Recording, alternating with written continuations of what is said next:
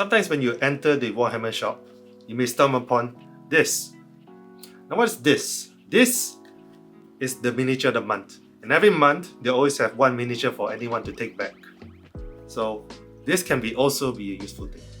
Now why is that? Well, in this video, we're going to be showing you why is this useful.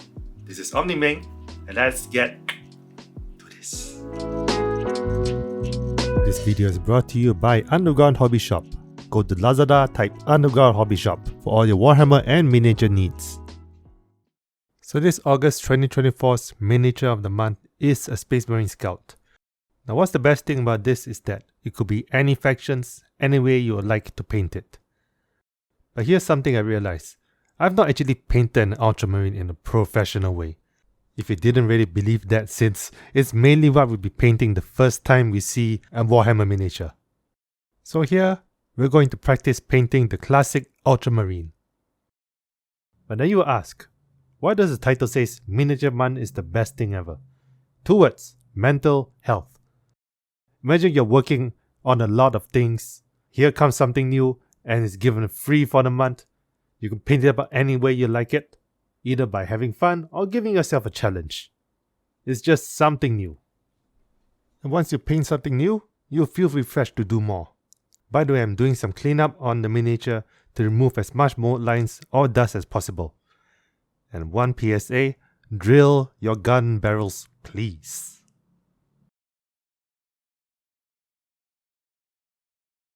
The plan would be painting the bodies in a sub-assembly method, so we could try and paint the body area in a bit detail so it would not just be black in the inside.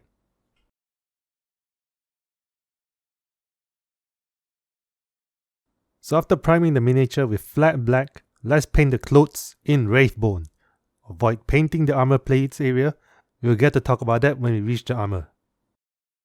The Wraithbone part needs to be thinly applied to avoid a chunky texture. You might need to add several layers.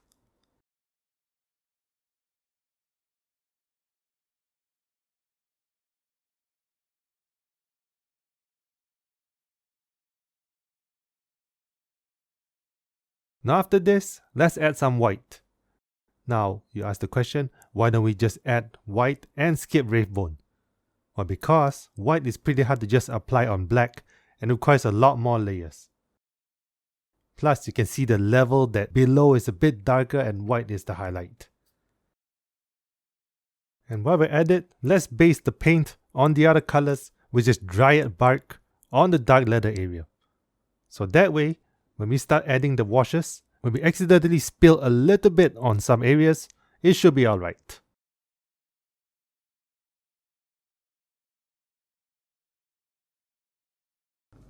Well, I don't really have Cephia, but I can combine these two. This is Agrox Dune Contrast and Skeleton Horde Contrast. And I put a lot of water, it should be alright. So this wash mix is doing the trick. As long as there's a slight dark area and not just dark black like non-oil, it should be good.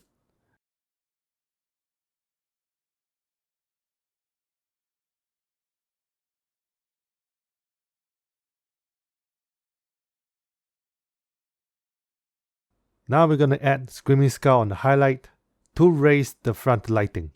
Now thinly painted, we are also practicing how to tint and add layers like glazing.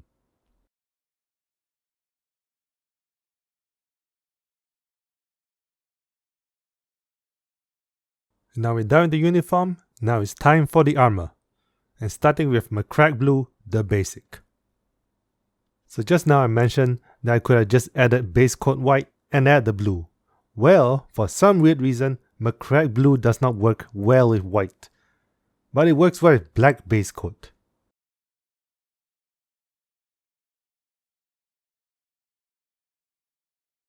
Alright, done. And now, instead of using non-oil, I'm going to be using some panel liner black. Because I just felt it's better in a way. Just open this. It's a bit stuck. Okay, there you go. Alright. Let's go give it a shot first. So I will test it here.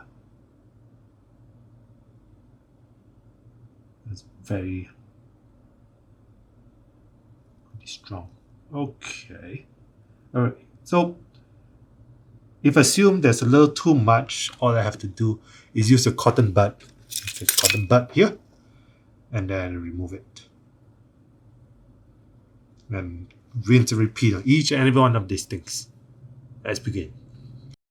Panel liner to me is a lifesaver. Most of the time I'm using this more than washes. The thin paint will flow all in the gap like magic and it helps those hard to reach places. Now the cleaning up with some cotton buds. We are done for the oil and we're going to go back to my cracked blue. This is to get the color back to where it was, as well as have a shadow area in the armor. We get back to the blue armor, let's get to the leather with Mournfang brown. Applying the area where there are any pouches.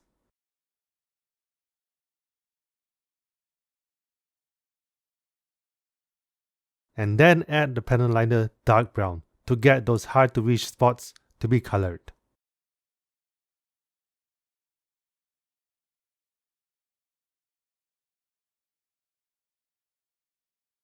Let's give the leather some highlight with AK golden yellow. We're going to give the highlight all over the place so it shows that the leather has a scratchy look. Time for some highlights on the shoe. We're adding Gotor brown and apply it carefully on the edge of the boots.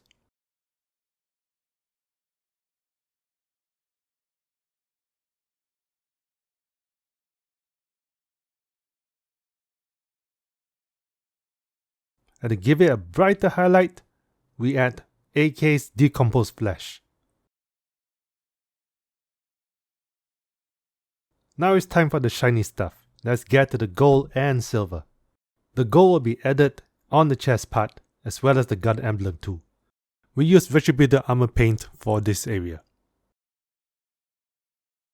And for silver, it is Army Painter's plate mail metal. Get it on those sections, on top of the armor, and on the sides.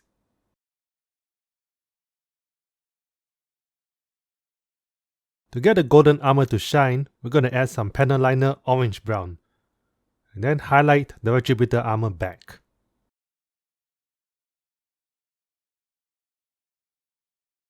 There you go. All beautiful, shiny. And now we're going to glue the arms. While this is drying up, we're going to get to the head. Right here. So, first we're going to deal with the good old classic. Where's my classic? I can't find it. Hold on. Be right back. Going the classic Barkman's Glow for the skin. Let's get to it. So for the skin, we add Barkman's Glow. So the next brighter skin will be added and it will be natural. Okay, now the base color is done. We're going to add some Caden Flesh Tone and Kisef Flesh.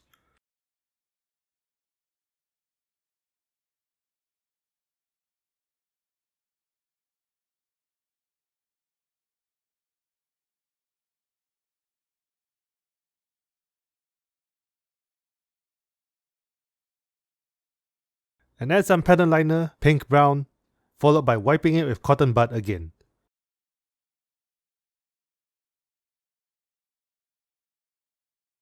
To give some shadow on the skin, we're going to add some thinned down Volupus pink.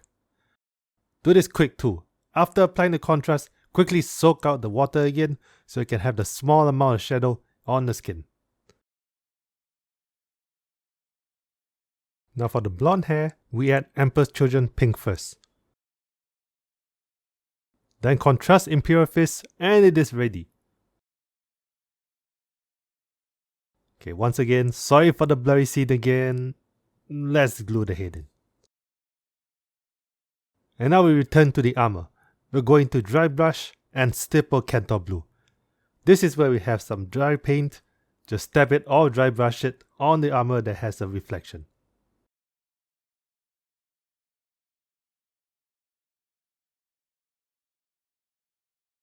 Let's give it a brighter blue as well using Laughter Blue. we highlight the edge and the oval top part of the armor.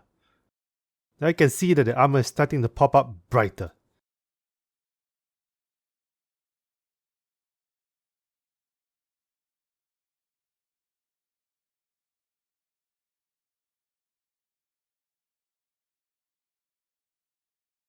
We're going to give some colors on the gun. Alright, the next one is the guns.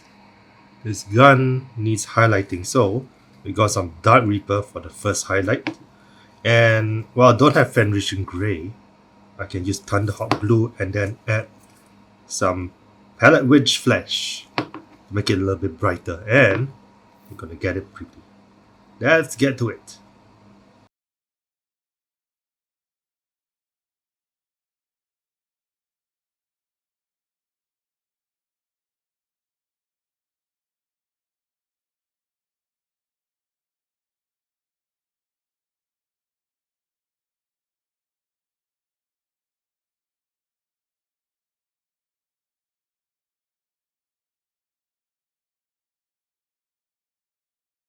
We are done for now, as it's time to put the decal. Now the problem is that I don't have an Ultramarine decal, so gonna have to draw it.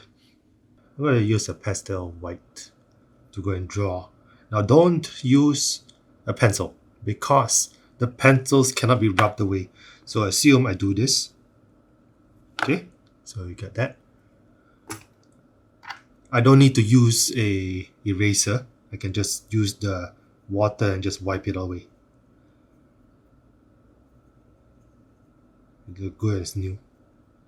Yeah, so the reason for that is that I don't have to go and use an eraser to go and just do something on it. So that's why I'd rather use this. So anyway, I'm gonna have to draw. When drawing this, aim for the edges first, then start connecting and cleaning up.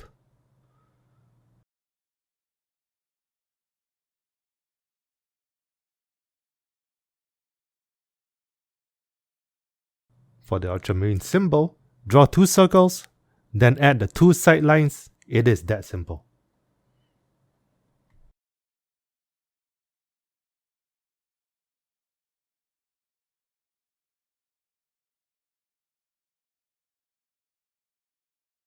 The final part will be basing. We paint Mephiston red on the base first, so it won't just have a flat black bottom. These days I've been crafting my own basings, so I use burnt sienna colors and AK primer red. It'll be mixed with some powder putty filler, and mix it until there is a creamy look. And if it still looks liquid, add more putty filler. Now spread it, but don't spread it so chunky. We want to have the details on the boots be shown. And lastly, we add some environment pigments.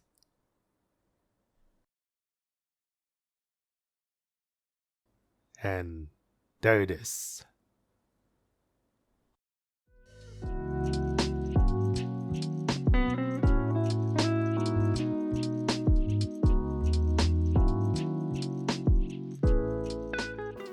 Quite honest, I felt like I did a very good job in this, even if it's a sculpt, because I just felt like, I wanted to do something, and it just felt like a drought that I've been doing lots of your army, so you just need a new break over painting something new.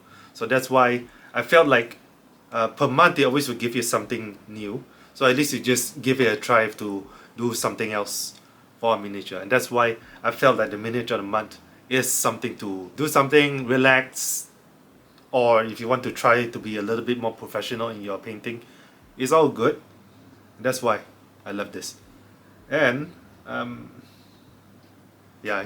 keep staring at it. I would just like the fact that I painted the decals, painted what I can with the dry brushing, and do a lot more sparkles in this one guy. Have you guys done your miniature of the month? Let us know in the comments below. And also, if you like this video, please give me a like. This is Omni-Ming saying thank you everybody. I'll see you guys next time in the next video. Bye bye.